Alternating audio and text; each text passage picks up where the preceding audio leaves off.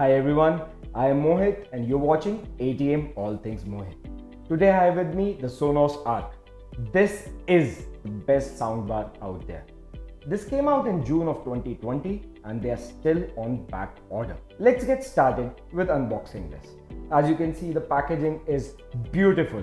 I got the black version. This also comes in the white, but I just can't keep white things clean, so I went ahead with the black one, which matches the ambience of my home.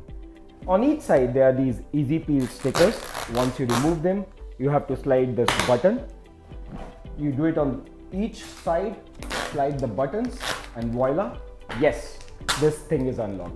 Nice packaging, it is important. This thing is very expensive. It's almost $800 if you're not counting the taxes, so it better not be damaged in shipping.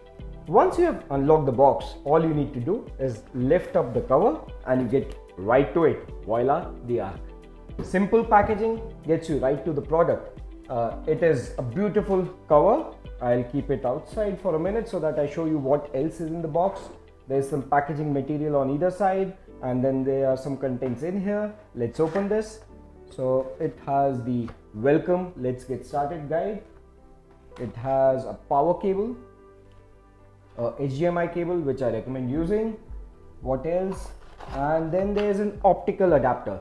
So this might not be relevant to you, but some TVs out there which may not have the HDMI ARC connection, this is a connector that you need to use to convert this HDMI into an optical cable connector, and then you can plug it into the TV. I don't think it would be relevant for most of the people who are buying this Arc. Let me remove this and keep on the side as well and make some space for the Arc. Easy peel off sticker, nice covering, a cloth all over it, and let me slide it out. Looks beautiful, doesn't it? So here is the Arc. As I'm lifting it, I can see it has a lot of weight to it, 14 pounds to be exact. It is 45 inches long. I think it is around 3.5 inches tall. As you can see on the front, it has a nice grille. I'll turn it around so that you can see it from the back as well. So on the back, you would see there are two metallic plates. These two metallic plates will come in handy if you want to mount it on the wall. Sonos comes up with a different accessory that you can use to mount it on the wall. It has magnetic connectors, so if you use that accessory to mount this, Sonos will know that it has been mounted up, and it would adjust the tweeters so that you get better sound in your room. Any soundbar that you get, the sound would depend a lot on how you have placed it in your room. So this comes in really handy. They are thinking about it.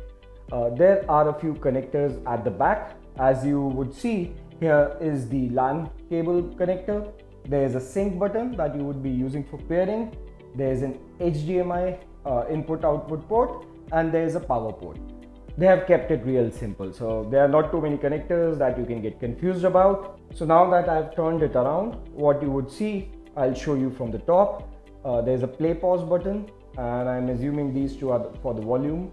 Then there's a button for the mic. So this does come up with built-in microphone, which you can use for Amazon, Alexa, or Google. So it would follow the voice commands, and those voice assistants and anything that you can do with them would work for you as well. So the larger size isn't just for show. It helps Sonos deliver much better sound. There are 11 drivers in this thing. There are 8 woofers, elliptical in shape. This includes 2 upward facing ones and 2 that face out either end of the long cylindrical soundbar. And there are 3 tweeters, each with its own Class D digital amplifier. The end effect of all these drivers and the true distance separation that's made possible by its long profile is much more effective left, right, rear sound separation. As I told you earlier, it is 45 inches in length and almost 14 pounds.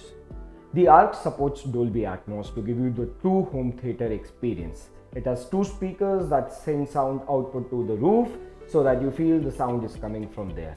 Now most TVs out there have HDMI ARC connection, that is the audio return channel, but that is not what is required for the Arc to give the true Dolby Atmos experience. It needs enhanced audio return channel. which has started showing up on TVs, but it's still not that common. So for the TVs that are still a year or two old, what they do is they do support kind of Dolby Atmos to the ARC channel, but that content is called Dolby Digital Plus. So that's one thing I would recommend checking for your TV if you just got it and if you're trying to get this Sonos Arc soundbar, if it is compatible or not. Even if you're not getting the Dolby Atmos compatibility, at least look for the Dolby Digital Plus compatibility so that you get the maximum output and returns out of this. What I'm going to do next is pair this with my TV, play some sound through the TV and then the same sound through this Arc to show you how that experience differs. While doing it over this video might not do justice, but I'm hoping it would give you a sense of how this Arc sounds like.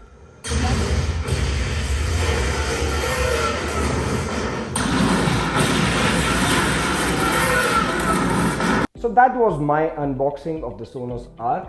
In case this is your first time here or you are yet to subscribe to my channel, please do hit the bell icon for notifications. If you have any comments, I would love to hear about that. Look to see you soon on the next video. Thanks for watching.